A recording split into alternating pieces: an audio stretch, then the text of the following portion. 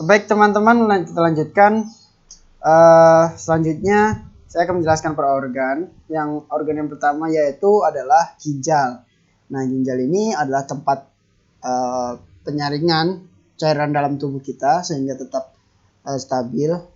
Mungkin penjelasannya ada di fisiologi.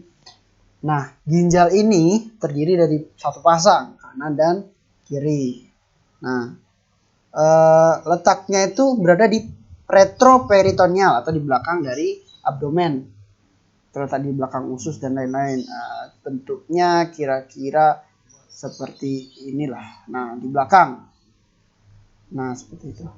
Nah, selanjutnya posisi dari ginjal ini tadi retroperitoneal, terus tingginya setinggi vertebra 12 kira-kira sampai lumbar 3. Nah, posisi yang kanan ini lebih tinggi daripada yang kiri.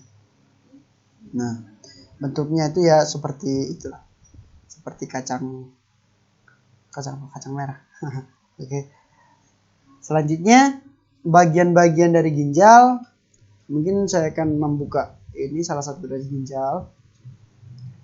Nah, di ginjal ini bagian-bagiannya yang pertama di sini ada pelvis renalis. Sebelumnya coba kita penampakan luarannya aja ya. Nah, di luar sini ada fascies anterior, di belakangnya fascies posterior. Terus yang bagian sini ada margo lateral atau samping. Di sini margo medial atau nanti bisa disebut dengan hilum. Nah, atas dan bawah itu dinamakan polus yang pojok-pojok ini. Ini polus superior, yang bawah sini, yang lancip ini polus inferior, seperti itu. Nah, kita masuk ke dalam. Yang pertama di sini ada pelvis renalis. Nah, pelvis renalis ini dia nanti akan mengarah ke ureter. Setelah dari pelvis renalis, dia akan menuju ke calyx mayor. Setelah ke calyx mayor, dia akan ada di calyx minor. Sebenarnya kebalik ya. Sebenarnya dari sini masuk ke calyx minor, masuk ke calyx mayor, dan ke pelvis renalis. Nah, ginjal ini terdiri dari beberapa yang namanya piramid. Ini namanya piramid renalis dalam. Nah, terus ada juga yang namanya lobus renalis. Lobus renalis itu segitiga yang diambil dari sini, segitiga. Nah, yang bagian luar ini namanya korteks atau bagian yang terang di dalam sebuah ginjal jika kita belah. Terus di sini ada bagian kolumnya. Nah, kolom atau medula. Mau dikoreksi kalau salah.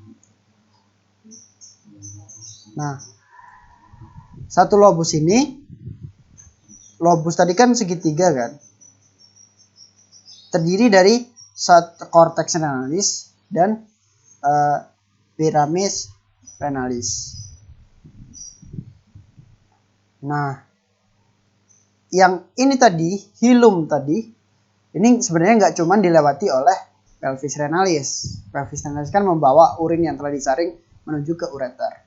Nah, tapi juga dilewati oleh pembuluh darah vena dan pembuluh darah arteri.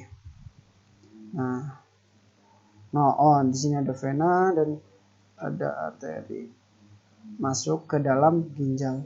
Bentuknya ya kira-kira seperti ini. Kalau yang venanya namanya vena renalis, sedangkan yang arteri renalis. Lalu coba kita masuk lebih dalam lagi. Kita masuk ke yang namanya lobus. Nah, coba kita lihat sebentar ya. Nah, ini jika kita lihat tadi, satu lobus renalis itu bentuknya seperti ini.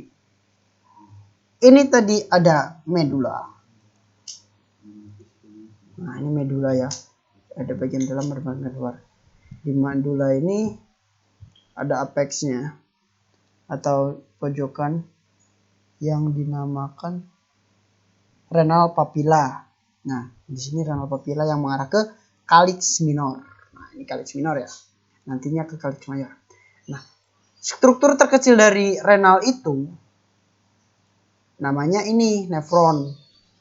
Nah,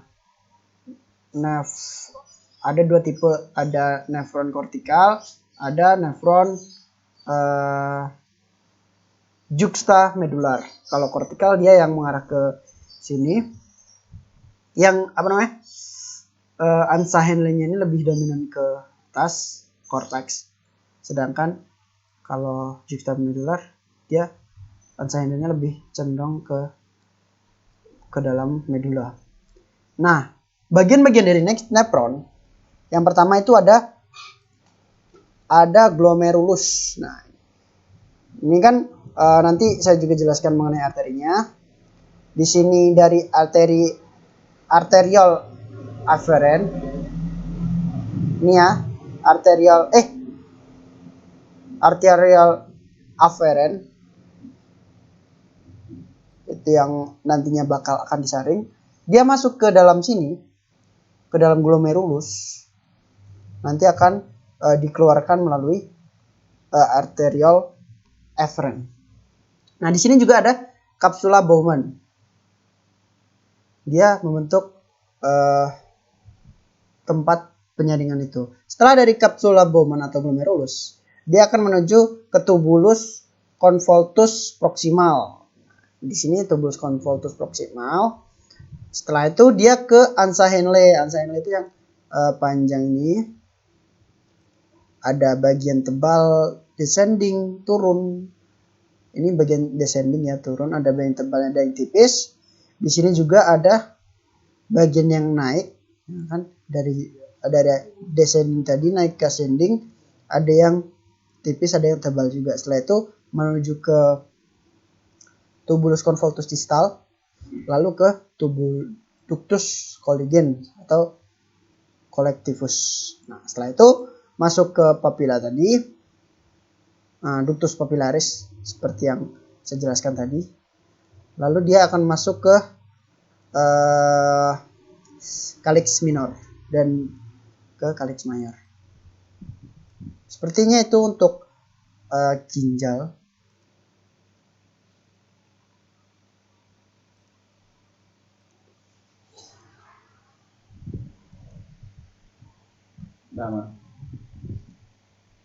Cukup.